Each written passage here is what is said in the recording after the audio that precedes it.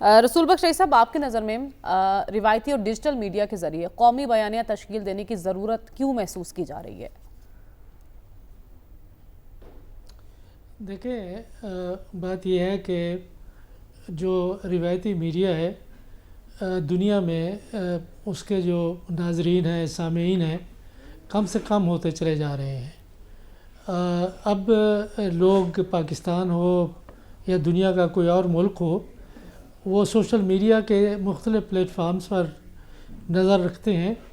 ایک دفعہ نہیں بلکہ میں تو دیکھتا ہوں کہ جہاں کوئی بیٹھا ہوا ہے سامنے ٹیلی فون رکھ کے، کوئی دفتر ہو یا کھیت ہو یا بازار ہو، کوئی دکان ہو، کوئی بھی جگہ ہو، تو وہاں دیکھ رہے ہوتے ہیں۔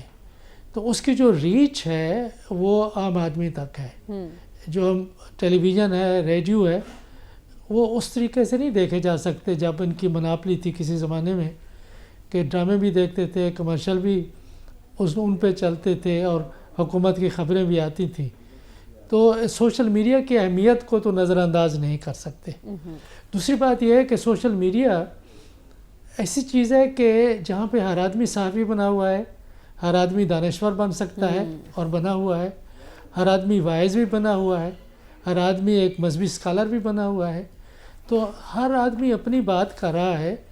بلکہ میں دیکھتا ہوں تو مجھے دیکھ کے ذرا خوف بھی آتا ہے کہ یہ کیا ہو گیا ہے دنیا میں کہ ہر آدمی اور ایک بدقسمتی کی بات ہے کہ میرے پاس صرف فیس بک ہے، میں کوئی اور چیز نہیں دیکھتا، اور جی چاہتا ہے کہ اس کو بھی بند کر دیں، کہ جو میسیجز آ رہے ہیں اس میں لسانی انتہا پسندی ہے، اس میں فرقہ واریت ہے، اس میں جو سب نیشنلزم ہے وہ ہے، اور اس میں نفرت ہے۔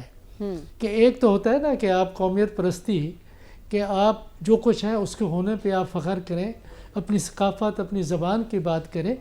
اس میں نفرت یہ ہے کہ آپ کسی اور لسانی گروہ کے خلاف ایک ایسی مہم چلائیں جس سے کہ جو دہشت گرد ہیں ان کو تقویت پہنچے، ان کی سیاسی ساکھ بحال ہو، کہ اچھا یہ چونکہ ایسا ہو رہا ہے اس کے لیے جوابی مہم تیار کرنے کی غیر ضرورت ہی محسوس کی گئی ہے نا رسول بخش رئیس صاحب؟ اگر جوابی مہم تیار کرنے کی ضرورت محسوس کی گئی ہے تو کیا یہ درست نہیں ہے؟ بالکل ہونا چاہیے، کیوں نہیں ہونا چاہیے؟ اور یہ ہے کہ یہ صرف ہمیں حکومت پہ نہیں چھوڑنا چاہیے۔ یہ آپ میں جو لوگ یہ سمجھتے ہیں کہ ریاست کے خلاف دہشت گردی اور یہ عسکریت پسندی، کوئی بھی ریاست ہو اور کوئی بھی محب وطن ہو، وہ اس کو کسی صورت میں قابل جواز سمجھ نہیں سکتا۔ اور یہ ہے کہ یہ ہماری بھی ذمہ داری ہے کہ ہم ان کا جواب دیں، لیکن یہ ان لوگوں کا کام ہے جو لوگ اس کام کے لیے بنائے گئے ہیں۔ یہ عام کہنے کو تو ہے کہ بھی مجھے بھی کرنا چاہیے، آپ کو بھی کرنا چاہیے، لیکن ہم اور حوالوں سے کرتے ہیں، جس طرح سے ہم اب بات کر رہے ہیں یا مضمون لکھتے ہیں یا کالم لکھتے ہیں یا کس سیمینار میں جاتے ہیں، کہ عام آدمیوں میں جو گفتگو ہو رہی ہے وہ یہ نہیں ہے کہ صرف انتہا پسند ہی اپنا بیانیہ یا اپنی باتیں کر رہے ہیں، بلکہ ان کے خلاف بھی لوگ باتیں کر رہے ہیں۔ اس سے شور و غل بہت زیادہ ہے۔ ٹھیک ہے، ضرورت اس بات کی ہے کہ عوام کی سطح پر دہشت گردی کے خلاف ایک راہ ہموار کی جائے عوام کے اندر، اور ان لوگوں کو بے نقاب کیا جائے جو عجیب جواز تلاش کر کے دہشت گردی کے لیے ایک سپیس کریٹ کرتے ہیں کہ دیکھیں جی ان کے ساتھ تو زیادتی بہت ہو گئی ہے۔ لیکن آپ کو نہیں لگتا یہ ایک ٹائم ٹیکنگ پروسیس ہے، بیانیہ مضبوط کرنا، پھر عوام تک پہنچانا؟ ترجیحی بنیادوں پر اس دہشت گردی کے سدباب کے لیے ہمیں کیا کرنا ہوگا؟ نہیں، ترجیحی بنیادوں پر میں سمجھتا ہوں کہ یہ وہی کچھ کرنا ہوگا جو ہم نے یہ سوات میں کیا، نارتھ وزیرستان میں کیا، ساؤتھ وزیرستان میں کیا۔ اس سے بڑا میں نہیں سمجھتا کہ ایک چیلنج ہے بلوچستان کے اندر۔ ایک یہ ہے کہ بلوچستان کا جو مسئلہ ہے اس کو سیاسی بنیادوں پہ بھی دیکھا جائے۔ وہاں پہ نمائندہ حکومت، یہ جو پاکستان پیپلز پارٹی کی حکومت ہے، یہ جعلی حکومت ہے، یہ عوام کی حکومت نہیں۔ یہ تو 50 لوگوں کو خرید کرنا کتنا بڑی بات ہے۔ میں یہ نہیں سمجھتا کہ سب کو خرید کیا گیا ہے، لیکن یہ ہے کہ ان کی جو نمائندگی ہے وہ بہت مشکوک ہے۔ ایک تو یہ ہے کہ وہاں پہ ایک ایسی حکومت ہو جس کے اوپر بلوچستان کے عوام کا اعتماد ہو، جو ان کے جذبات کی نمائندگی کرتی ہے۔ دوسرا یہ ہے کہ دنیا میں بھی یہ پیغام جانا چاہیے اور پاکستان کے اندر بھی کہ کوئی بھی عسکریت پسند گروہ آج تک کسی ریاست کے خلاف کامیاب نہیں ہوا. مجھے بتا دیں کہاں پہ کامیاب ہوا ہے؟ کہ صرف اسی صورت میں کامیاب ہوا ہے کہ جب ریاست کو مکمل طور پر بیرونی طاقتوں کی مداخلت سے تباہ کر دیا گیا ہے. یہ مشرقی پاکستان کی بھی مثال غلط دیتے ہیں کہ اگر مکتی بانی پاکستان کی فوج کے خلاف کامیاب ہو گئی تھی تو پھر ہندوستان کی فوج کو وہاں مداخلت کرنے کی کیا ضرورت پڑی تھی؟ وہ تو پھر ظاہر ہے کہ وہ وہاں سے پاکستان کی فوج کو نکال کے وہاں پہ حکومت بنا لیتے, قبضہ کر لیتے. یہ نہیں ہے کہ فوجی ایکشن درست رہا یا سیاسی فیصلے. لیکن آپ اسپیسیفکلی بلوچستان کے معاملے پر کہہ رہے ہیں کہ ایک سیاسی مسائل اور ضرورت پر زور دے رہے ہیں کہ وہاں بات چیت سے مسئلہ حل ہونا چاہیے. رسول بخش رئی صاحب, کچھ لوگ ادھر ادھر ہو جائیں, پارٹی تو آلریڈی مشکلات کا شکار ہے, تو اس سے کوئی زیادہ فرق پڑ جائے گا؟ نہیں, میرا نہیں خیال ہے کہ فرق پڑے گا. نہ ماضی میں کبھی فرق پڑا ہے کہ اگر عوام میں ان کی مقبولیت ہے تو یہ جو فارورڈ بلاک بنائے گئے یا لوٹے بنیں گے وہ ان کی نمائندہ نہیں رہیں گے.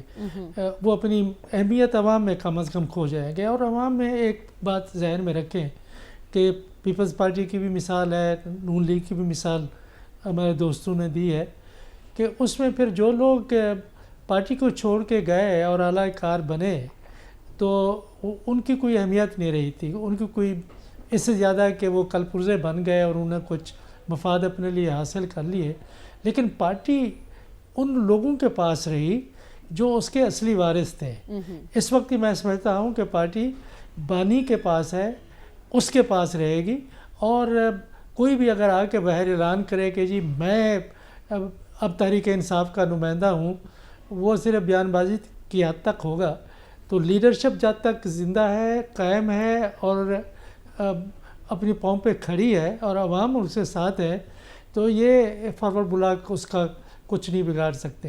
ایک اور بھی ذہن میں بات رکھیں کہ یہ اس طرح کے فارورڈ بلاک بنوائے جاتے ہیں. اچھا. اور کوئی زبردستی نہیں ہوتی, لوگوں کو ترغیب دی جاتی ہے, اور ترغیب میں جو آ جاتے ہیں ان کو یہ پتہ ہوتا ہے کہ جو کچھ ابھی ملنا ہے, کوئی وزارت ملنی ہے, کوئی پیسہ ملنا ہے, کوئی اور چیز ملنی ہے, ابھی مل جانی ہے, لیکن اگلی دفعہ جب انتخابات میں گئے تو ہمیں کچھ نہیں ملنا. اب بے شمار مثالیں ہمارے پاس موجود ہیں, تاریخ سے تو ہم کبھی سیکھتے نہیں ہیں. ٹھیک ہے, آپ کہہ رہے ہیں مثالیں تو بے شمار ہیں, لیکن ایسے اقدامات سے پارٹیاں ختم نہیں ہوتی ہیں. رسول بخش رئی صاحب, آپ کی نظر میں بلاول کا بیان کس حد تک حقیقت پسندانہ ہے, اور کیا وہ واقعی رام کرنا چاہتے ہیں اپوزیشن کو؟ دیکھنا پڑے گا, کیونکہ ان کا ماضی بالکل مختلف ہے اور حال بھی ذرا مختلف ہے کہ ان کی بات پر کیا تحریک انصاف لبیک کہے گی اور اتفاق کرے گی. میں نہیں سمجھتا کہ ابھی ان کا سیاسی قد اور شخصیت ایسی ہے کہ تحریک انصاف بھاگتی چلی آئے گی. یہ کام حکومت کا ہے, اور جو اقدامات کرنے ہیں وہ حکومت نے کرنے ہیں. اور حکومت میں بھی میں سمجھتا ہوں کہ ایسے لوگ موجود ہیں جو تحریک انصاف کے ساتھ بات چیت کرنا چاہتے ہیں. اور یہ سپیس کی بات نہیں, اصل میں بات یہ ہے کہ جو آئینی حقوق ہیں تحریک انصاف کے ہوں یا صحافیوں کے ہوں یا کسی اور کے ہوں, ان کی پاسداری کرنا حکومت کا اولین فرض ہے. کہ آئین نے جس طریقے سے حکومت کو ایک وجود دیا ہے, ایک حیثیت دی ہے, وہی آئین آپ کو اور مجھے بھی بات کرنے کی ایک حیثیت دیتا ہے. تو تحریک انصاف کا وہ حکومت کو تسلیم کرنا چاہیے, اور یہ حکومت کا فرض ہے. اگر بلاول زرداری بھٹو صاحب بات کر رہے ہیں تو بالکل درست کر رہے ہیں, اور انہیں اپنی طرف سے کردار ادا کرنا چاہیے. وہ کر سکتے ہیں, زرداری صاحب کر سکتے ہیں. میڈیا بار بار بات کر رہا ہے. ہم کئی دفعہ آپ کے پروگرام میں کہہ چکے ہیں کہ قومی اتفاق کے رائے پیدا کرنے کے لیے ضروری ہے کہ تمام سیاسی جماعتوں کو مل کے آگے چلنا چاہیے. اور وزیر اعظم صاحب کے بھی اب بیانات دیکھیں, آج بھی دیکھیں. آپ کو نہیں لگتا اس معاملے میں ایوان صدر کو ایکٹیو ہونا چاہیے تھا؟